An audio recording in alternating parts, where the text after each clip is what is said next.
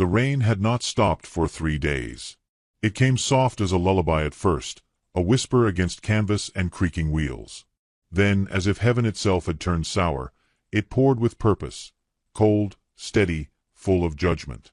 The forest took it all in silence. Pines stood like dark sentries, their needles bowed under the weight of water. Mud swallowed footprints as soon as they were made. No birds sang. Even the wind seemed to watch rather than move. Catherine sat at the back of the wagon, spine curved like the letter of a woman who had bent too long under burdens not her own. Her dress, once blue, now clung to her like a sodden sheet of shame. 9 months pregnant, her belly swelled before her like a moon, bright with promise, heavy with memory.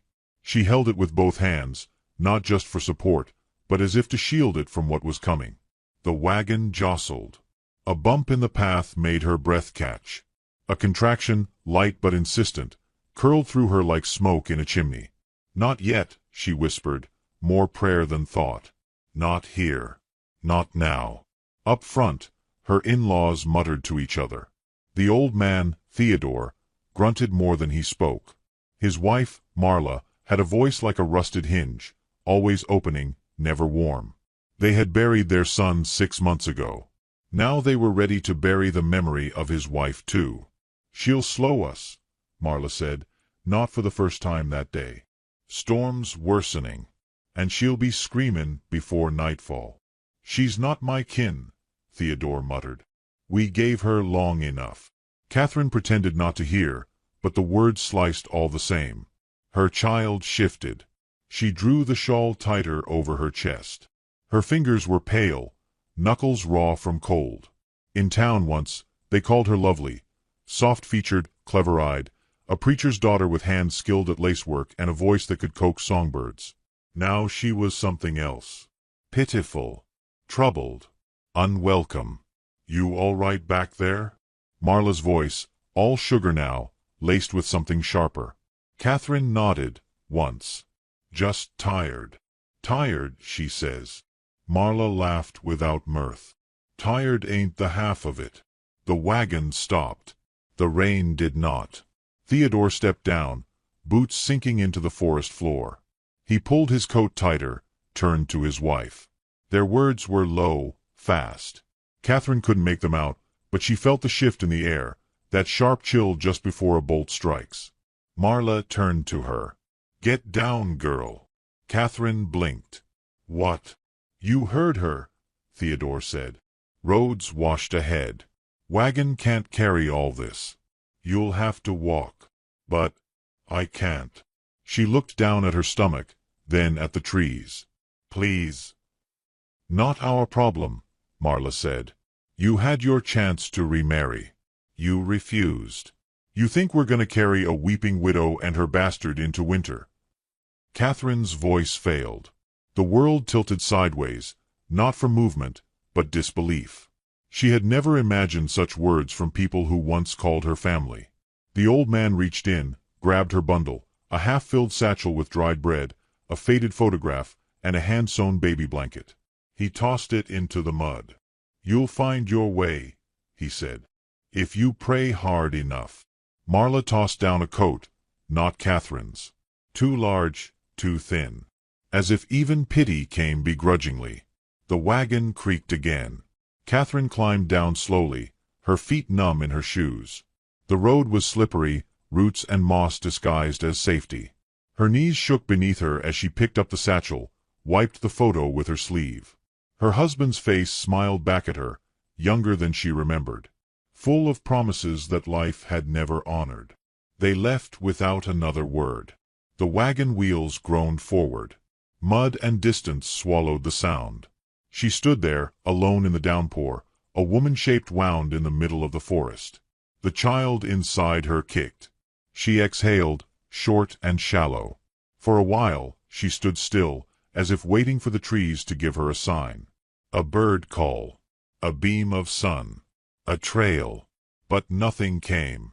Only the rain, steady as regret. She walked.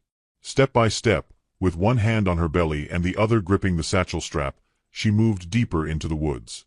Each breath came harder than the last. The contractions were real now, spaced far but certain. The baby was coming. Not in days. Not in hours. Catherine searched for shelter. A hollow beneath a ridge. A thicket with dry ground. But everything was soaked. Even the stones wept. A branch snapped somewhere to her left. Her heart stuttered. Eyes wide, she turned, but saw only mist and tree trunks. The pain made her drop to her knees. She groaned, teeth clenched. Her skirt soaked through, water and earth and misery seeping into her bones. "Not like this," she whispered. "Not here." She pressed her forehead to the mud. For the first time, she felt herself slipping. Not just her body, her spirit. Like something breaking loose inside her chest. A kind of hollowing out. But then, a whisper. Not of wind. Not of water. A horse's breath. She lifted her head. Through the trees, just beyond the veil of mist, something moved. A figure. Shadowed. Phil. She blinked against the rain. Another contraction hit, stealing her breath. She gasped, fell sideways. Boots. Soft on the moss. Careful, not charging. A quiet step. A voice followed, low, resonant. A language she did not know, shaped like wind around canyon rock. He knelt beside her. His skin was the color of wet earth, his hair tied back in leather and rain. His eyes were dark, not unreadable, but steady. There was no fear in his face. Only focus. He did not touch her. Not until she nodded. Then, with the grace of someone who'd done this before, he slid his arms beneath her, lifted her like a bundle of feathers wrapped in pain. She didn't protest. Something about him, his silence, his scent of smoke and sage, soothed the panic inside her like balm on a wound. She felt herself drifting, but not away. Carried. Warmth. Somewhere ahead. A flicker of firelight through branches. She tried to speak, to ask, but her voice was sand. She closed her eyes. And in the dark, she felt her baby turn. Not with fear, but like they, too, knew. They were no longer alone. When she woke, it was night. Rain still sang against a canvas above her, but gentler now. Like a lullaby. She lay on a blanket. The fire crackled near her feet. Steam rose from a pot. Herbs hung from a line, drying in the warm air. A hand-carved flute rested on a stone. And across the fire he sat, the man who found her. An Apache, she guessed. He moved like someone who listened before he spoke. He watched her with quiet eyes. Not ownership. Not curiosity. Just presence. She touched her belly. The child shifted, slow, like a dream in deep water. She didn't speak. Neither did he. But something passed between them, not words, but recognition. Not of face, but of wound. He nodded, once. She closed her eyes again, tears rolling down into her hair. And for the first time since the death of her husband, the first time in all those long months of walking on eggshells in borrowed rooms, eating cold biscuits with people who barely looked at her, Catherine felt a faint, flickering heat of something she'd thought long buried. Hope. Not loud. Not wild. Just enough to breathe again.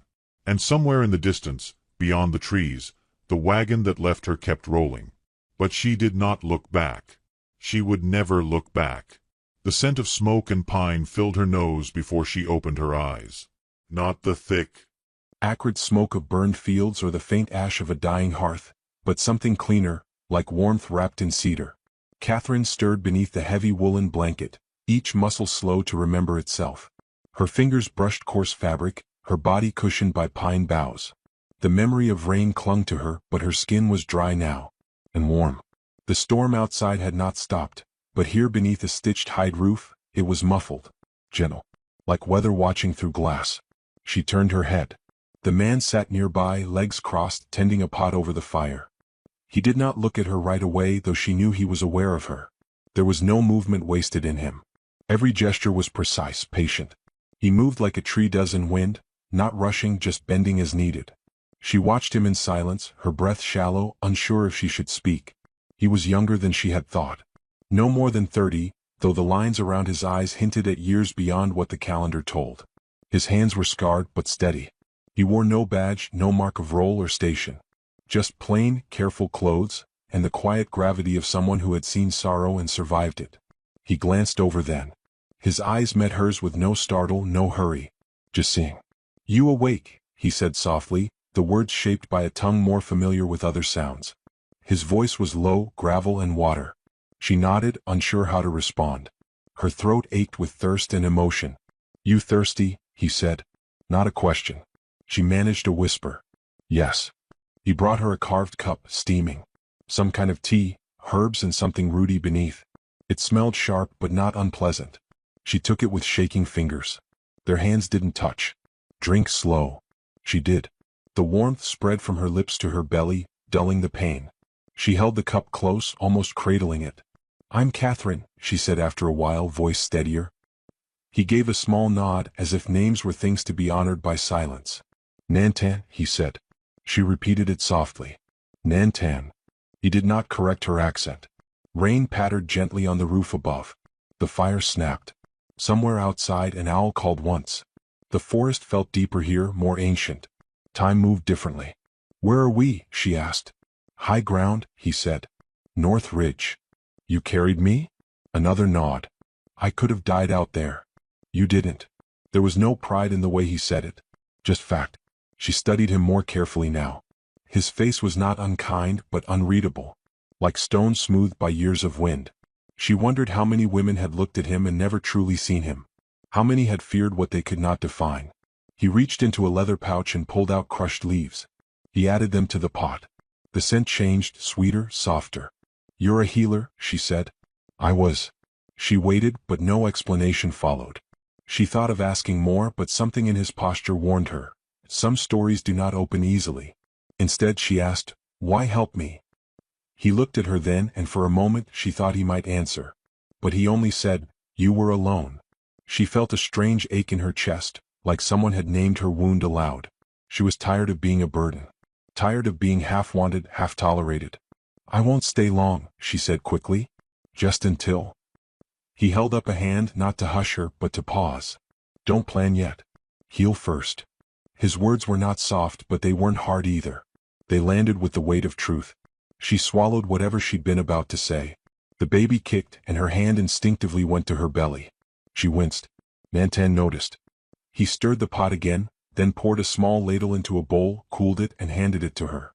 She sipped. It was bitter, but she didn't complain. He brought out a cloth soaked in something pungent and dabbed her ankles, swollen and raw. His touch was careful, practiced. Never lingered. Never strayed. "You've done this before," she said. "Yes." "Your wife." He hesitated, eyes darkening like clouds over peaks. "Sister." Catherine's breath caught. "Did she survive?" A shake of the head. Silence stretched between them again. Not awkward. Just reverent. Shared sorrow does not need decoration. "I'm sorry," she said softly. He nodded once, accepting. The wind outside shifted. Rain slowed. "Do you have more family?" she asked. "Not near," he said. "Traveled west alone. Some stay." I kept moving. "Why?" He looked into the fire. "Some wounds walk with you. Forest quieter than memory." Her chest tightened. She understood that too well. He stood then as if the conversation had ended. He checked the lean-to's edge, adjusted a log, stirred the coals. She watched him with a strange mix of gratitude and awe. This man, this quiet guardian, had plucked her from the edge of despair without fanfare or demand. He didn't offer rescue like a knight. He offered shelter like a tree, firm, wordless, unwavering. "I'll help tomorrow," she said suddenly. "With cooking. Or something." He didn't nod this time, but something softened in his shoulders. "You sleep now," he said. "Fire safe. I stay. You're not tired?" His face remained still, but she saw the ghost of a smile, faint, barely there. Used to silence. She lay back down, pulling the blanket to her chin. Her body ached, but not the way it had before. It ached like healing, not harm. "Thank you," she murmured into the dark. He said nothing, but she heard his breathing steady nearby. Catherine stared at the roof, listening to the rhythm of rain and fire. The baby moved again, slower now. "Come." She imagined this man as a boy, learning herbs from his mother, songs from his elders, how to walk through the woods without disturbing even the moss. She wondered what it cost him to live like this, alone with memory and trees. In the hush that followed, she dreamed of rivers that carried pain downstream, and trees that whispered secrets of old women and brave men who walked without noise. Morning came not with brightness but with gentler rain. A gray sky filtered through branches like silver thread. Catherine woke to the smell of cornmeal and sage. Nantan handed her a flat cake, warm and soft, with something sweet inside. She didn't ask what. She ate. Her feet were less swollen today. Her body hurt, but it was bearable. The pain felt shared now, not solely hers. She gathered sticks while he fetched water. She asked about a certain herb, and he named it in his language. She repeated it, mangling the sound, and he corrected her, not unkindly. They spoke little, but when they did, it felt like leaves brushing in wind. That evening, as they sat near the fire again, she asked, "Do you believe in signs?" He paused. "Some. I used to think everything had meaning, that God shaped our steps. But lately, I wonder if we're just accidents waiting for kindness." Nantan took a moment before replying. "Maybe kindness is the sign." She looked at him then longer than before. He met her gaze. For the first time she saw not just calm but weariness too. And something else. Hope, perhaps, trying on a face it hadn't worn in years. She reached for the shawl around her shoulders, pulled it closer. It was still damp at the edges but warmer now. Like even sorrow once shared could become something softer. The fire popped. The baby shifted. She smiled without meaning to. Nantan tilted his head, watching her closely, but said nothing. That night sleep came easier. And though the rain still whispered, it no longer sounded like weeping. It sounded like waiting. The third day dawned pale and gold, a trickle of sunlight threading through the canopy as if the sky itself had grown tender. Catherine stood near the edge of the trees, her hand resting on the swell of her belly, watching mist rise from the damp forest floor. Her back ached in slow waves. The baby had dropped lower. She felt it, a quiet, weighted presence, impatient but still waiting. Behind her, the fire crackled in Nantan's camp, kept alive with practiced hands. She had started helping in small ways, gathering dry twigs under pine cover, rinsing bowls in the stream, slicing roots under his watchful eye. He said little, but his silence was not empty. It held space, not dismissal. She had come to understand the difference. She had not asked him about his past again. He had not asked her about hers. And yet, with each shared meal, each moment of stillness, a thread was drawn between them, light and strong. She heard the horse before she saw the man. The hoofbeats were slow, deliberate. Not the rush of a rider in panic or purpose. Just steady approach. Catherine turned, the back of her neck tightening. Nantan had already stepped into view, standing just beyond the tent, hand resting near his belt but not on a weapon. He watched the figure come through the trees, his expression unreadable. The man was pale-skinned, clean-shaven, his coat stiff with wet, his boots finer than most who passed through these parts. He rode a chestnut mare that looked bred for distance. His gaze fell on Catherine first. "Catherine Thatcher?" he asked, though it was more statement than question. She didn't answer. She knew him. His name sat bitter on her tongue. "Mr. Rowan," she said flatly. He dismounted. His smile was sharp at the corners, not quite reaching his eyes. "Glad to see you're alive. We weren't sure." He looked around the camp, then at Nantan. "You're in strange company." Nantan did not flinch beneath the man's gaze. Rowan walked closer, ignoring the tension in the air. "Your in-laws sent me. They're concerned. Say you wandered off." "They threw me off the wagon," she said. Her voice didn't rise, but it cut. He gave a slow shrug. "People panic. Say things they don't mean. I was in labor. In a storm." "Well, you're not dead, are you?" He smiled again, as if this proved his point. Nantan moved then, only a step forward, but enough that Rowan's smile faltered. "Let's be plain," Rowan said, eyes darting between them. "I came to see if you were a threat to their claim. Not out of kindness." Catherine stared. "Their claim. They think you might try to inherit Daniel's land. Or his share in the dry goods company. There's talk in town. You showing up with his child would complicate things." She took a breath, slow and deep. "And what do you think, Rowan? That I came out here to make a claim?" He looked at her belly. "I think you're smarter than that." But they wanted assurance. "That you're settled, quiet." She laughed, but it was hollow. "They left me to die, and now they want my silence." Rowan stepped closer, lowering his voice. "You're not exactly without enemies, Catherine. You're not married. You've got no family. You're vulnerable." "I'm not alone," she said. Rowan glanced at Nantan. Something in his posture shifted. Less diplomacy, more disdain. "I see." Nantan remained still, arms at his side. His gaze never wavered. Rowan held it for a moment, then looked away. "You'd be safer back in town." Catherine stepped back. "I don't want safety like that." Rowan tilted his head. "You don't belong here." The words echoed longer than they should have. Catherine blinked slowly, as if clearing dust from old memories. Her hands curled around her belly. "I didn't belong in your world either," she said. Rowan looked at her as if trying to remember who she'd been. The quiet widow. The woman he'd once pursued, not for love, but convenience. He had been Daniel's cousin, always circling the edges of her marriage, offering her sly comforts after the funeral. "You'll regret this," he said, turning. Nantan spoke then, his voice calm, deliberate. "She won't." Rowan mounted his horse without another word. He did not look back. When the forest swallowed the sound of hooves, Catherine let her breath out in a shudder. Her legs shook, and she reached for the tent pole to steady herself. Nantan was already beside her. "I'm fine," she said. "You lie poorly," he replied gently. She laughed once, weakly. "You're right." He crouched beside her, gesturing to her feet. She sat without protest.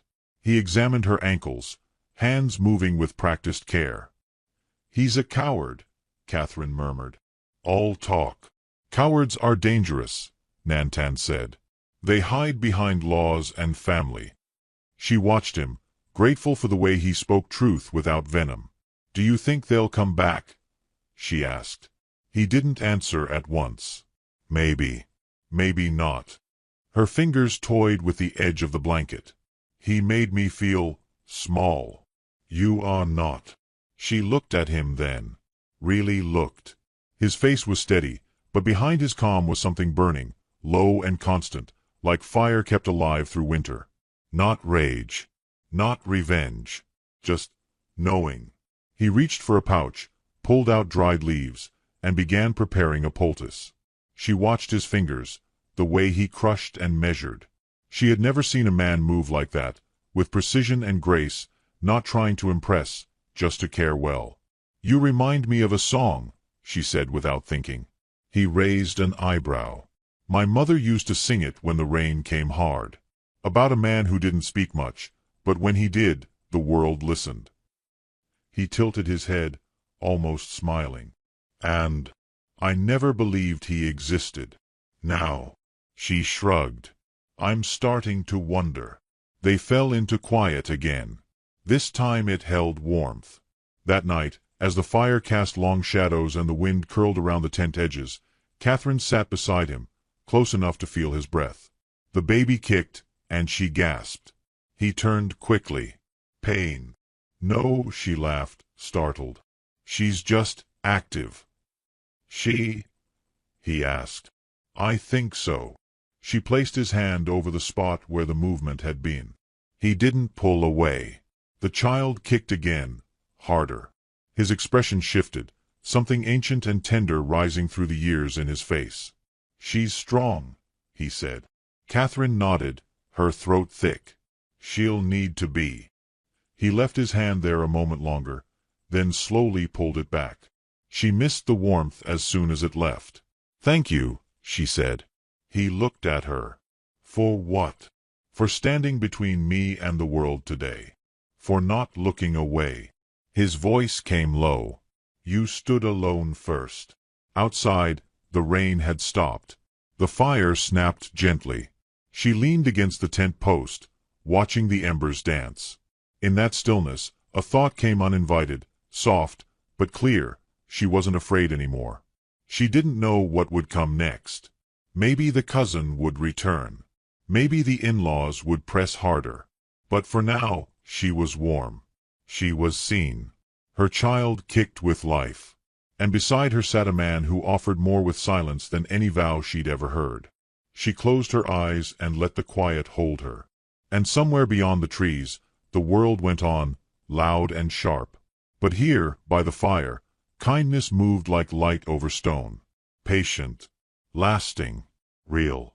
The storm returned in the dark, sudden as memory and louder than grief. Thunder cracked against the sky like the spine of the world breaking open, and rain poured with the fury of something long withheld. Inside the tent, the wind pressed its weight against the hides, bending them inward like a held breath. The fire outside hissed under the onslaught. It would not last. Catherine woke with a cry, not from the storm, but from the pain rising sharp and deep inside her. It rolled through her like a wave of heat beneath her skin, tightening her muscles and stealing her breath. Her hands gripped the wool beneath her. The contractions were no longer timid. They came with purpose. Nantan was already beside her. His face was calm, though the world outside screamed. He touched her forehead with the back of his hand, nodded once, and moved quickly. He grabbed the leather satchel of herbs, the blanket bundle, the carved bowl. His movements were fluid, sure. No panic, only presence. "She's coming," Catherine gasped, more declaration than request. "I know," he said. Lightning split the sky, bright as truth. The rain had begun to flood the lower ground, pooling in rivulets around the fire pit, smothering the last embers. The shelter was no longer safe. He helped her stand, bracing her gently under the arms. Her legs trembled, barely holding her weight. Another contraction bent her forward with a sob. Nantan murmured something in his language, soft, rhythmic, like wind through long grass. It steadied her. He led her up the slope, one arm wrapped behind her back, her hand clenched to his shirt. The storm lashed their faces, but he did not stop. There, above the ridge, nestled against a cliff, was a small overhang sheltered by brush and stone. He had prepared it days before. Not with knowledge, but with instinct. She collapsed onto the thick furs he had laid out, her breath ragged. Her dress clung to her body, soaked and heavy. Nantan moved quickly, lighting a lantern from a dry flint box, shielding the flame with his hands. The small space glowed golden against the darkness, like a sanctuary carved from the storm. "I'm scared," she whispered. He knelt beside her. "So was my sister." Catherine reached for his hand, gripping it tightly. He let her. No words passed between them for a long moment. Only the sound of breath and rain and the pulse of something ancient unfolding. Then the pain returned. Her cries were not wild, but deep, drawn from marrow and memory. Nantan did not flinch. He wiped her brow, whispered comfort, helped her turn, brace, breathe. Between contractions, he placed warm cloths against her spine, poured tea between her lips. The storm faded into the background. All that remained was breath and rhythm and life trying to arrive. Hours passed unnoticed. She spoke to the child between each wave, her voice hoarse. She called her brave, called her beloved. She told stories of golden fields and lullabies, of her father's Bible and her mother's laugh, of a man who saw her and did not turn away. And then it happened, sudden and slow all at once. A final push. A cry. Not hers. The baby's. Sharp and startling, like light through dark. Catherine collapsed back onto the furs, tears streaking down her cheeks, mixing with rain and sweat. Her body shook with relief and awe. She reached out blindly. Nantan placed the child in her arms. The baby was small but strong, face red with fury, fists curled. Her eyes blinked at the world, as if shocked by its arrival. Catherine cradled her close, wrapped in the red shawl. Her voice caught in her throat. "She's here," she whispered in wonder. Nantan sat beside them, wiping his hands clean, silent. His gaze never left the child's face. She looks like him, Catherine said. But not only him. The baby rooted, found her way to her mother's breast, latched with tiny strength. Catherine gasped again, softer now. She's strong, Nantan murmured. Catherine looked at him. You said that before. She proved it. Their eyes met, and this time there was no need to look away. Outside, the rain eased. The wind gentled. The storm was not gone, but it had passed through its worst.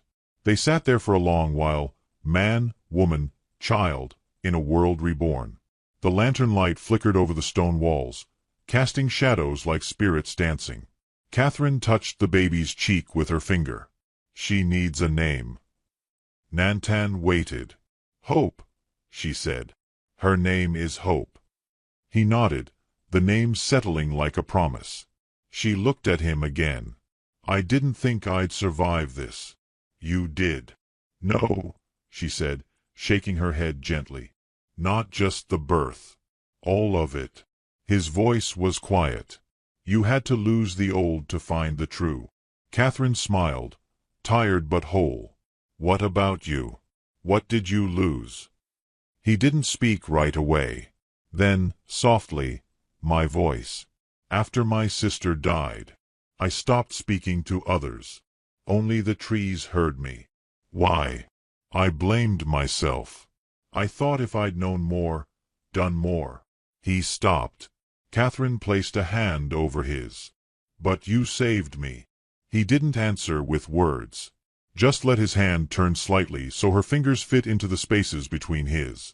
The baby shifted, made a small sound. Neither cry nor coo, just presence. Catherine held her tighter. They'll come, she said after a while. Those people. They'll want something. They always do. I know. She looked at him, fear flickering. What do we do then? His answer was calm. We protect what's ours. It was not a claim of possession, but of care, of belonging. You think I belong here? She asked. I think you belong where you are seen. And you see me? Yes. Simple as that.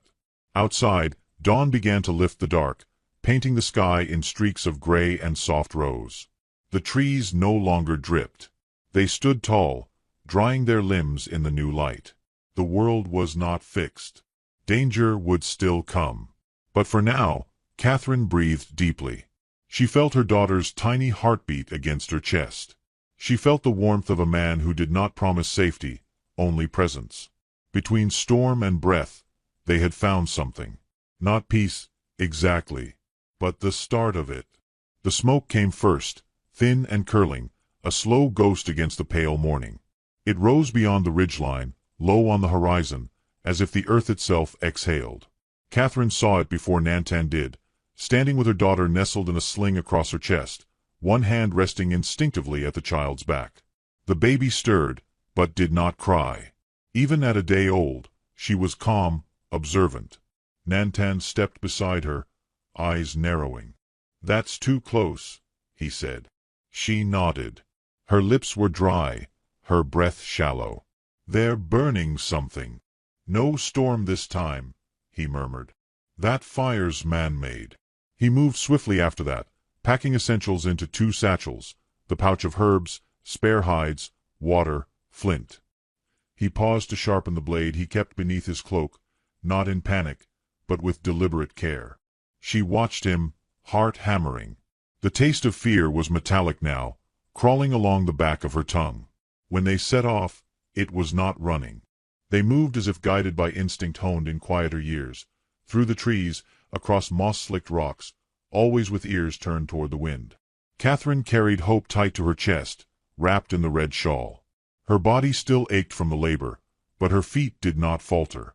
By midday, they reached a ridge that overlooked the lower trail, a winding route through the forest, visible only when the leaves parted just so.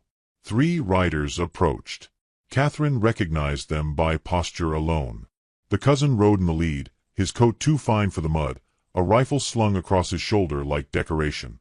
The others were townsmen, hired hands or cowards with mouths full of someone else's anger. Nantan crouched beside her. We don't run. She nodded. Her throat tightened. Do we fight? We speak first, he said. They waited until the men were beneath them, then stepped into view, calm, still, unshaken. The cousin pulled hard on his reins, the horse rearing briefly. Well, would you look at that, he drawled. The forest ghost and his prize bride. Catherine said nothing. Nantan did not move. You've made quite the story for yourself, Ellie. Disappearing like that. Some folks figured you died. Some hoped you did. She stood tall, even as her knees threatened to betray her. I lived. That's the story now. His smile slipped. That's not a happy ending for everyone. Nantan stepped forward just enough. Say what you came to say. The cousin sneered. That land, Daniel's share, it doesn't belong to a woman wandering the woods with a half-breed for a nursemaid. Especially not one claiming to bear a child of our bloodline without proof. You want proof. Catherine's voice was sharp as a blade now. She's right here. And she's alive because you left me to die. He gestured lazily. What's done is done. But if you hand the child over, quietly, this doesn't have to become a thing. There's still some decency in the Thatcher name. You walk away, no blood. You stay, different story. The implication hovered thick in the air. Nantan's hand rested on his belt. Not drawing. Just present. She's not yours to claim, he said. The cousin laughed, small and ugly. And you think she's yours? Catherine stepped forward then, her voice steady. She's hers. And I'm her mother. You don't get to decide anything. She's a threat, one of the men behind him muttered. This whole thing is. Nantan's voice dropped low. So was my sister. She died because men thought their comfort was worth more than her life. The cousin's smile was gone now, lips pressed tight with frustration. We're taking the girl. The rifle swung forward. And then from the shadows of the trees, another voice rose. Put it down, Aaron. A fourth rider stepped into the clearing.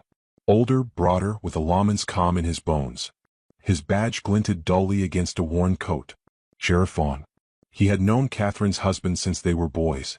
You weren't sent to kill a woman and her child, he said. She's making a claim.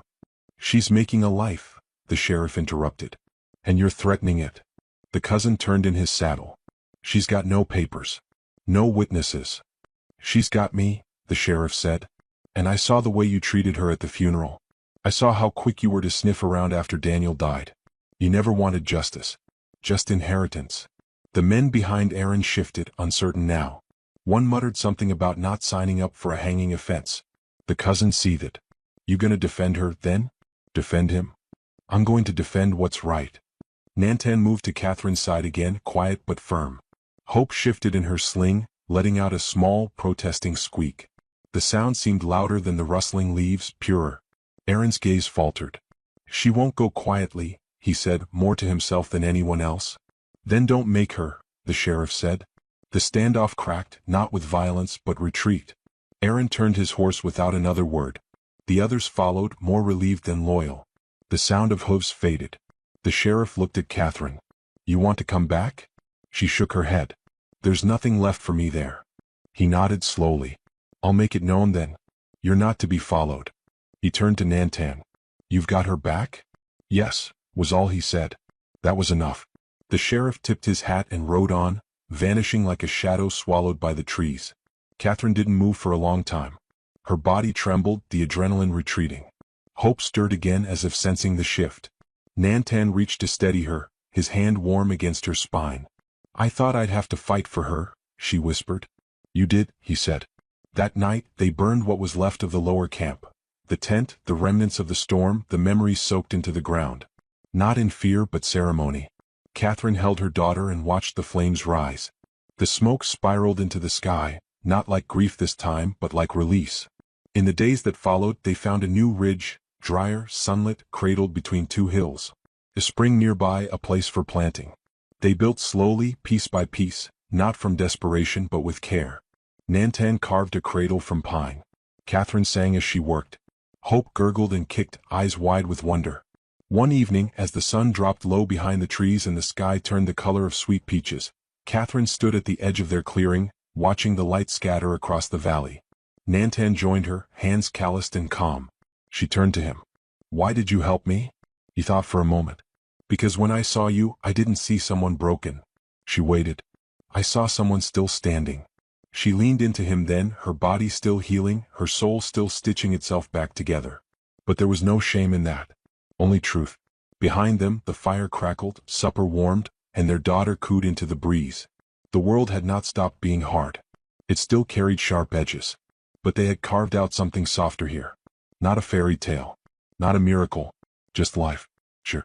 And in that sharing, love had bloomed, not suddenly, not with thunder, but like moss on stone, patient and real. The final words belonged to Catherine, spoken softly into her child's ear as she tucked her into sleep. We are not what they left behind, my love. We are what rose from it. And the ashes at last held peace.